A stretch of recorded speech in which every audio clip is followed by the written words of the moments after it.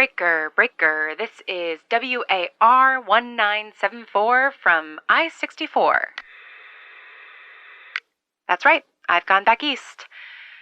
I got a hankering to see the ocean, and, well, I can do whatever the hell I want.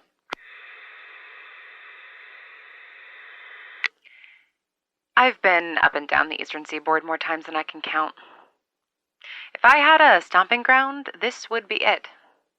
At least from Massachusetts to Florida, I never got up to Vermont or Maine much. I did spend a winter in Hastings, New Hampshire once. Tiny town, good place to catch some quiet, but the problem with certain small towns is that being a stranger is the most conspicuous thing you can be. People get curious, and curious people are never very good for business.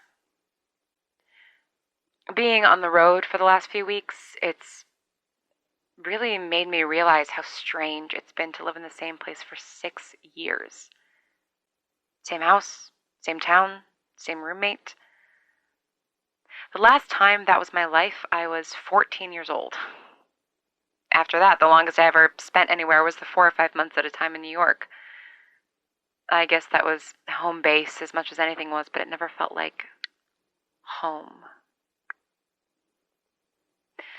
And, bumfuck Pennsylvania sure never was home, but you spend 6 years straight somewhere and it becomes something. You grow accustomed to things, like the way the morning sounds different in winter than it does in spring, when every goddamn bird in the state elects himself as your alarm clock. You learn the patterns of the light over the fields behind your house. You know just how to hit the fridge when it starts making that rattling sound. You grow around someone else's habits, make room for them, no matter how unwilling it might be. So let me tell you, it has been pretty nice to just sprawl. The car is an absolute mess, and I tried cleaning up the West Virginia house best I could in case those owners ever do come back, but Lord knows I probably left something behind.